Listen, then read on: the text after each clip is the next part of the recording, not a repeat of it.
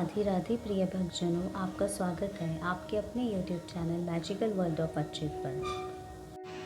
आज हम इस वीडियो में देवर्षि नारद जी की कथा सुनेंगे।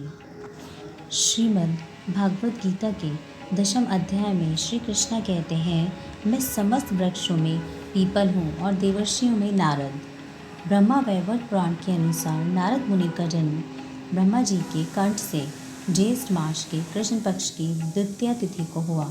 भक्ति मार्ग के प्रणेता नारद जी ने दक्ष प्रजापति के 10,000 पुत्रों को संसार से निवृत्ति की शिक्षा दी। इससे क्रुद्ध होकर दक्ष प्रजापति ने नारद जी को श्राप दिया कि वह 2 घड़ी से ज़्यादा कहीं नहीं टिक पाएंगे, इसलिए वे तीनों लोकों में हमेशा विचरण करते रहते हैं।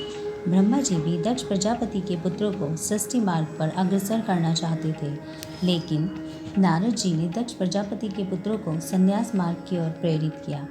इससे क्रुद्ध होकर ब्रह्मा जी ने भी नारद जी को गंधमादन पर्वत पर उप बरहर नाम के गंधर्व के रूप में जन्म लेने का श्राप दिया। उप बरहर की 7 पत्नियां थीं। रूपवान होने के कारण वे हमेशा सुंदर स्त्रियों से घिरे रहते थे। उनके अशिष्ट आचरण से क्रुद्ध होकर ब्रह्मा जी ने उन्हें फिर से शूद्र योनि में जन्म लेने का श्राप दिया।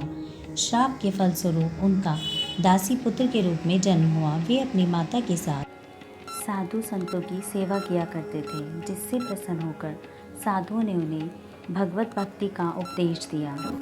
कुछ समय पश्चात उनकी माता की सर्पदंश से मृत्यु हो गई। एक दिन वह पीपल के वृक्ष के नीचे भक्ति में लीन थे।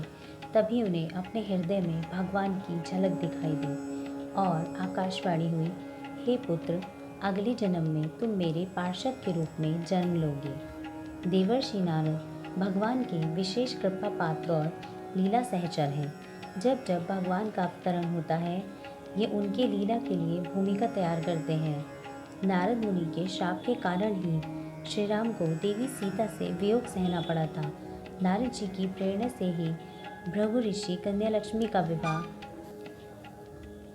विष्णु जी के साथ हुआ। उन्होंने ही महादेव द्वारा जलंधर का वध कराया। वाल्मीकि जी को रामायण की रचना करने की प्रेरणा दी। कंस के विनाश के लिए उसे आकाशवाणी का अर्थ समझाया। महर्षि वेदव्यास से महाभारत की रचना करवाई। प्रहलाद और ध्रुव को उपदेश देकर महान भक्त बनाया। देवर्षि नारद वेदव्यास, वाल्मीकि और शुकदेव जी के गुरु भी हैं।